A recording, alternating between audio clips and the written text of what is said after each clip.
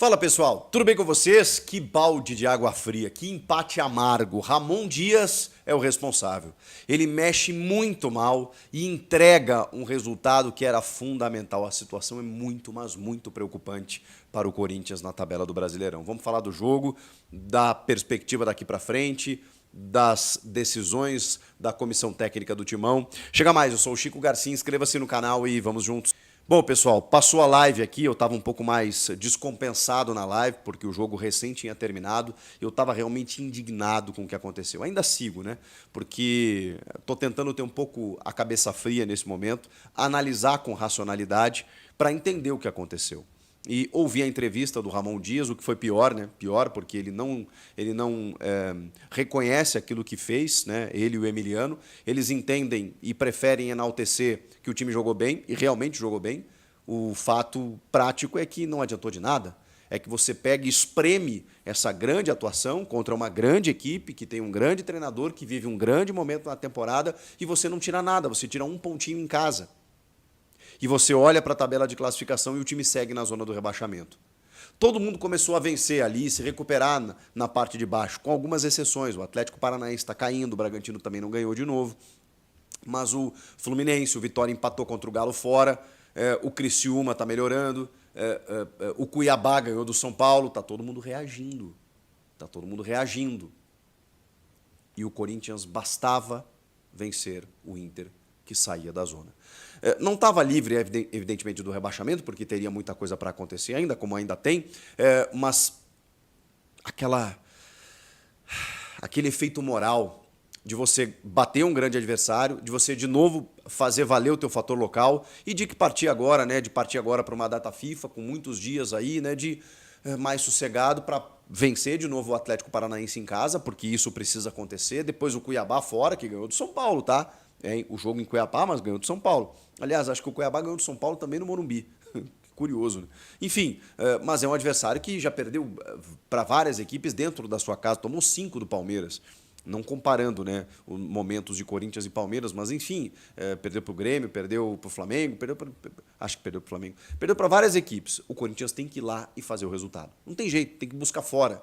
Empatou em casa, você tem que ganhar fora de alguma equipe, especialmente inimigo direto, que nesse caso é o Cuiabá, nessa sequência breve, né, sequente que tem agora. E depois tem o derby, que é em casa, na Neoquímica Arena, mas aí não sei o que esperar. Porque aí é clássico, o Palmeiras está disputando o título, né? Hoje deu uma tropeçadinha, o Botafogo ganhou, abriu 3 pontos, então não dá para saber o que vai acontecer.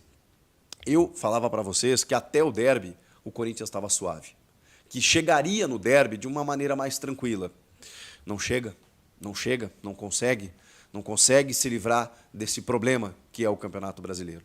E aí o Ramon Dias prefere enaltecer semifinais de Copas, estamos indo bem, Cara, eu supervalorizo tudo isso. E já enalteci o trabalho dele aqui em algumas oportunidades. Que não é só o fato da diretoria ter trazido reforços, ele tem sabido o que fazer com os reforços. Ele tem escalado bem, ele tem gerido bem o grupo, ele tem ido bem nas Copas. No Brasileiro, os jogos, as atuações têm melhorado, mas hoje não dava, cara. Hoje não dava. O Corinthians não poderia ter negociado com esse resultado. Não poderia.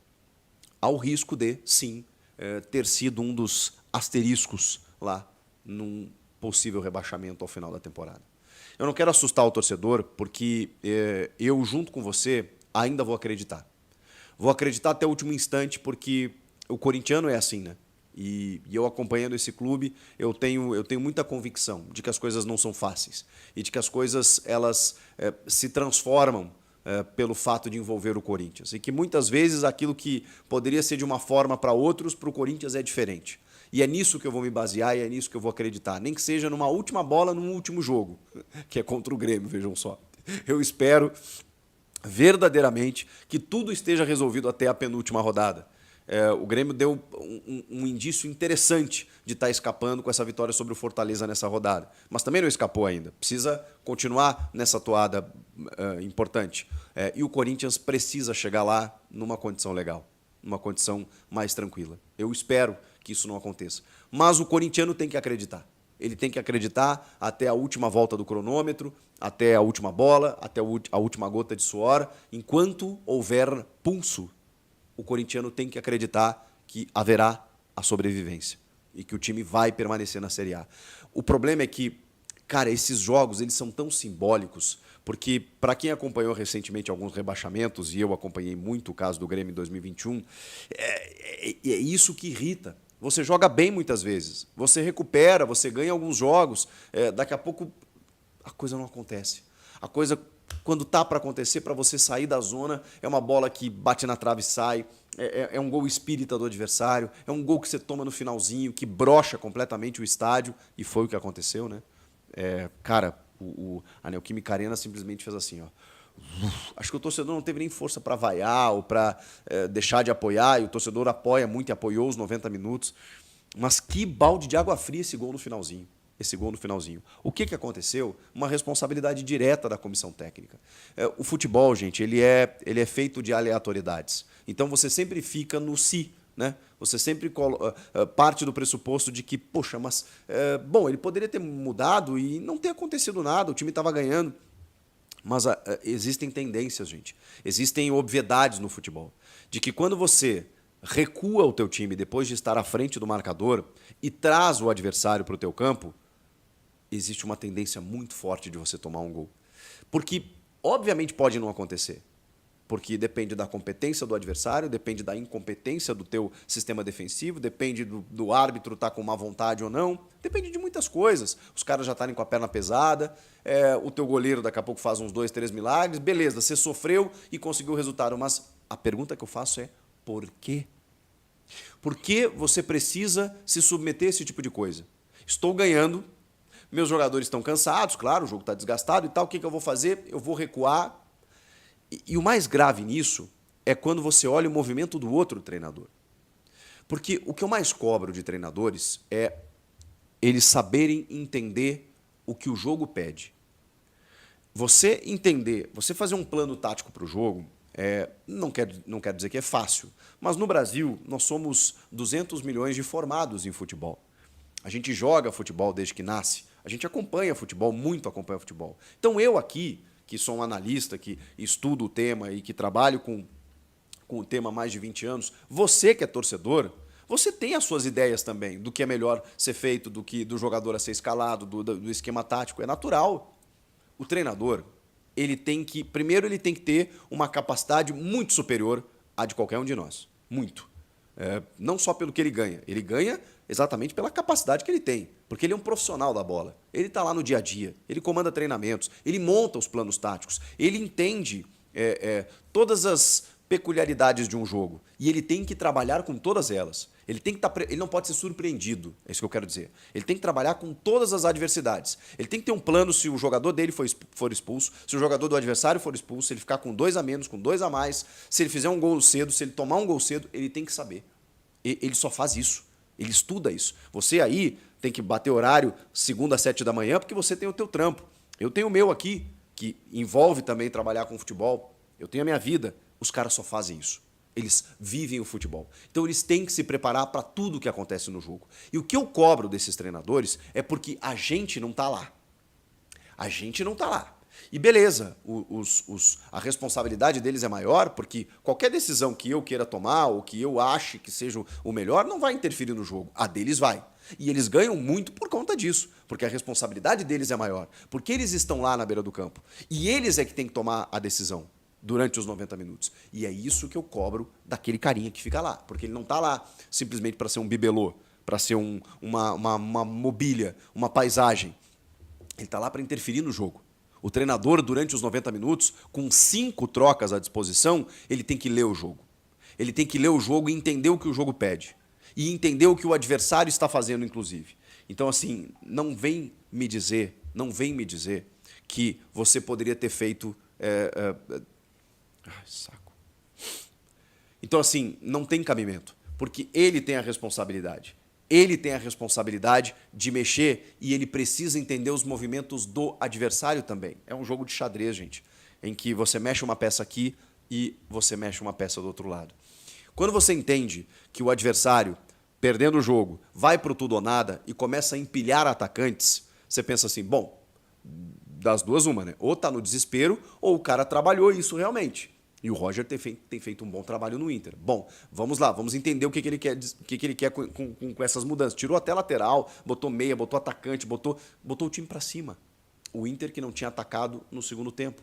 O Corinthians que foi superior o jogo todo. Ou quase o jogo todo, né? Depois do gol de empate ali, o Inter ou até o gol de empate, o Inter volta para o jogo depois de tomar o gol cedo e começa a ficar mais com a bola, começa a trocar passes, começa a criar algumas oportunidades, assustar um pouquinho. Depois empata o jogo, o Corinthians logo retoma e joga melhor o jogo todo. E no segundo tempo especialmente. Só que aí, naquele momento em que o Roger faz as trocas para poder ganhar o jogo, para poder empatar o jogo, o Ramon faz o quê? O que eu pensei na hora? Bom, agora o Roger vai atacar, mas ele vai se expor também. Agora é o momento de você espetar e fazer o terceiro. Porque a melhor maneira de você não deixar com que a estratégia do adversário funcione é não deixando ele ficar com a bola. O Corinthians fez exatamente o oposto. O Corinthians colocou Ranieri, Félix Torres, o lateral Hugo, Charles. Ele recuou todo o time. E ele trouxe o Inter para o seu campo. E sabe o que acontece quando você traz um time como o Inter para o seu campo, que só colocou homens de frente nesse segundo tempo? Você pode tomar um chute de fora da área, teu goleiro frangar. A bola pode desviar em alguém e matar o teu goleiro. Pode bater no braço de um jogador teu e ser pênalti. O juiz pode marcar um pênalti bem ou mal intencionado. O teu zagueiro pode cometer um pênalti. Tudo pode acontecer. Tudo dentro da tua área. O que você não quer? Que o adversário chegue na tua área. Então, você tem que jogar longe da tua área. Você tem que jogar no campo ofensivo. É isso que o Corinthians tinha que fazer. E o Ramon não fez. Ele simplesmente trocou, mas assim, ele pensou completamente errado, ele agiu errado e ele foi punido por isso. Poderia não ter acontecido. E eu estava louco aqui para exaltar o grande jogo do Yuri Alberto, o grande jogo do Memphis, que poderia ter dado 2 assistências. O Yuri Alberto poderia ter feito um hat-trick, teve um segundo gol ali que ele marca na assistência do Memphis, que o juiz anulou, e essa linha do VAR, meu Deus do céu, como é difícil, né? Porque ela não é nada conclusiva. Teve uma entrada do Kaká no Ener Valencia que eu acho que era para vermelho, e tem o lance do segundo gol do Inter, que é de um escanteio completamente equivocado, que é um carrinho do Ranieri, que a bola bate no cara do Inter, vai para a linha de fundo, e o cara fica na dúvida se dá falta ou o tiro de meta. Não, vou dar um meio termo aqui, vou dar o escanteio. E do escanteio sai o gol. Mas isso tudo é minimizado, porque não podia tomar um gol de letra. Não podia tomar um gol de letra nos minutos finais. Tinha que ter segurado esse resultado. Tinha que ter segurado esse resultado. Era imprescindível esse resultado. E o Corinthians estava ganhando até o final. Deixou o Inter empatar. Lamentável, lamentável. Olha, o Ramon Dias entregou um resultado que seria essencial. A partir de agora, o Corinthians tem 6 vitórias em 29 jogos, gente. 6 vitórias apenas. Vai ter que buscar vencer do Atlético Paranaense, vai ter que buscar vencer o Cuiabá fora e vai ter que dar um jeito de pontuar contra o Palmeiras. O jogo é na Neoquímica Arena, então vai ter que pontuar. Vai ter que fazer resultado a partir de agora, porque a situação é muito, mas muito, muito, muito preocupante. E o responsável de tudo que aconteceu nessa noite é, sim, o senhor Ramon Dias e o seu filho Emiliano. A comissão técnica tem total responsabilidade. O jogo estava muito bom. O Corinthians jogou bem, mas não adianta eu falar tudo isso nesse momento. Não adianta jogar bem. Não adianta eu dizer que está na semifinal das Copas. Não adianta dizer que o Memphis jogou melhor nesse momento. Não adianta. Os 3 pontos, eles são soberanos e eles se sobrepõem a tudo isso. E eles não vieram por culpa do Ramon. Comenta aqui, inscreva-se no canal e eu volto na próxima.